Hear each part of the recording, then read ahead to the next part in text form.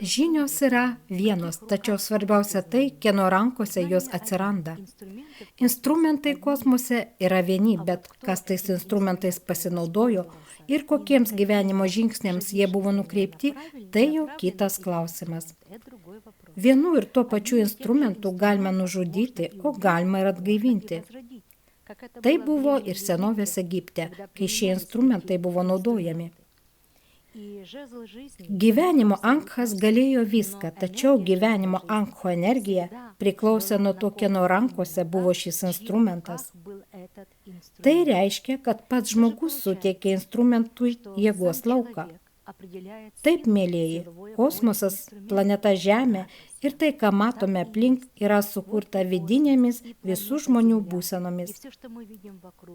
Kuo daugiau bus nuoširdžių gerų žmonių, tuo visi mes būsim laimingesni, greičiau sukursime naują nuostabų pasaulį bei naują puikų gyvenimą, apie kurį visi svajoja.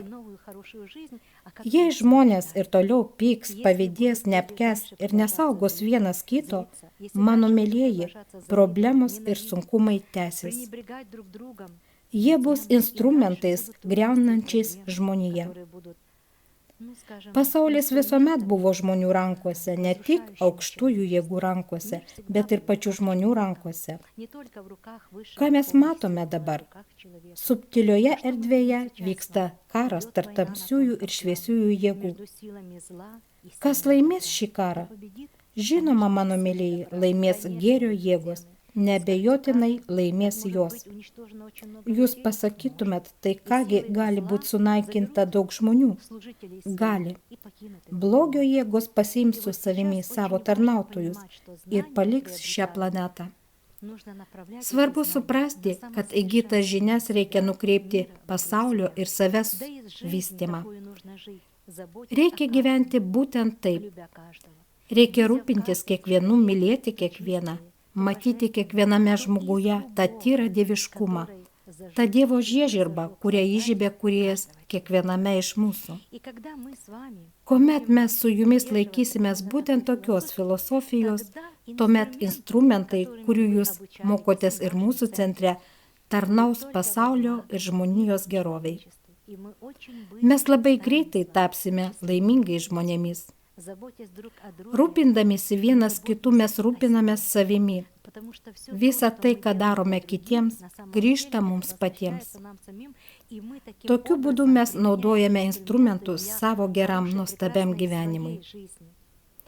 Žmogus turi suprasti, jog kosmosas yra vieninga sudedamoji ir ši planeta yra visos kosminės šeimos ląstelė. Kosmose egzistuoja taisyklės ir įstatymai, kurių dėka viskas vystosi. Šie įstatymai yra visiems vienodi. Žinoma, egzistuoja instrumentai, leidžiantys kurti bei statyti. Viskas priklauso nuo to, kieno rankose jie atsiranda. Instrumentai, apie kuriuos mes jau kalbėjome šioje laidoje. Aš labai norėčiau, kad po šios laidos kiekvienas rastų jėgų įsigilinti į save bei pamatyti dievišką tyrą, aukštą tobulą būseną, kuri laukia savo eilės. Laukia vystymo, atvėrimo, kad kiekvienas pradėtų eiti vystymosi kelių, atvertų savyje tą dievišką žiežirbą, kurią turi žmonės turinčias sielas. Žinoma, žmogus, kuris neturi sielos, neturi ir šios žiežirbos. Dauguma žmonių užduoda tokį klausimą, net daugumas ateidami į mūsų vystymosi centrą bijo ir klausia, ar jūsų žinios mums nepakenks, ar jos bus mums naudingos. Žinios visuomet yra naudingos tiems, kurie nori padėti kitiems žmonėms.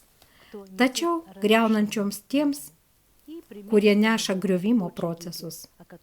Tokių pavyzdžių buvo Hitleris, apie kurį visi žino. Jis taip pat turėjo žinias ir instrumentus, tačiau ką jis padarė planetoje? Tai griaunantis rezultatas. Daugumos žmonių sielos dabar pradėjo būsti. Aš labai norėčiau, mano mėlieji, kad darydami pasirinkimą savo vystyme, mokydamėsi, pagalvotumėt, kokie jūs esat vidumi. Kaip jūs panaudosite šias didingas žinias geroviai ar blogiui? Kaip mes jau kalbėjome, blogis pats save sunaikina. Tas, kas daro blogą kitiems, pats save griauna ir sunaikina.